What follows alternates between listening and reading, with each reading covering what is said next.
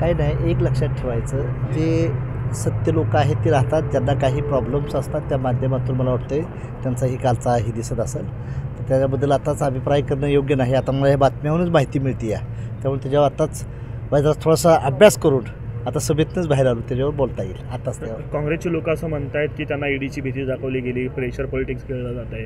आपल्याला पटतंही अशा पद्धती? आता काय होतं आहे, ह्या दोन्हीही बद्दल, आता काँग्रेस आणि भाजपबद्दल दोघांबद्दल मी आता बोललोच विशेष म्हणजे, त्यामुळे दोघातला बी एक काढायचं आणि एक दडवायचं अशातली भूमिका आहे दोघांची, त्यामुळे दोघांबद्दल काय बोलायचं आता. जानकर साहेब, तुम्ही भाजपसोबत सत्तेमध्ये होतात, मंत्रिपद देखील भूषवलं.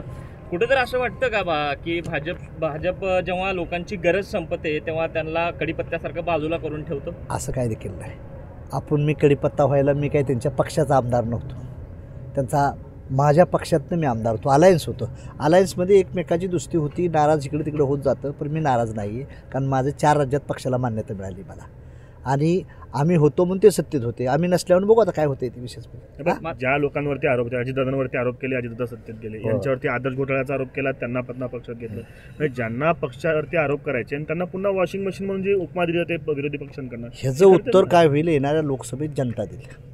येणाऱ्या लोकसभेमध्ये तुम्ही महायुती बरोबर असणार, महाविकास आघाडी बरोबर असणार की स्वतंत्र? आज सध्याला आम्ही स्वतंत्र आहे. राष्ट्रीय समाज पक्ष सर्व लोकसभेच्या जागेसाठी तयारी चाललेली आहे आमची.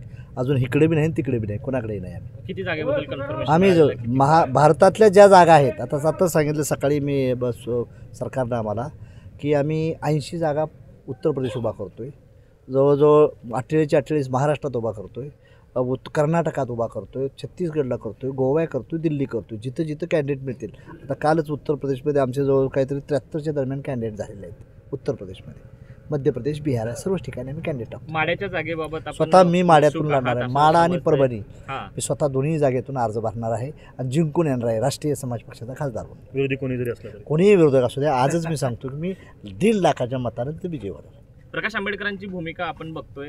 मागच्या निवडणुकीमध्ये प्रकाश आंबेडकर ऐन निवडणुकीच्या तोंडावरती त्यांनी वेगळ्याच अटी आणि नियम सांगितले आणि बाजूला पडले. यावेळेस प्रकाश आंबेडकरांचे तुमचे मित्र पण असतील चांगले, काय वाटतं एकूण त्यांच्या स्वभावाला बघून काय त्यांच्याबद्दल अभिप्राय? नो कॉमेंट्स, हे माझं त्यांच्याबद्दल उत्तर आहे. राष्ट्रीय समाज पक्षाबद्दल विचारा, आय टॉक टू यू.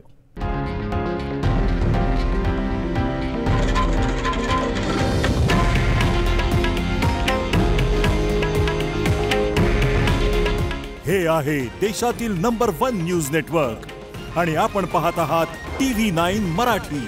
काळजी तुमची, हित महाराष्ट्राचं.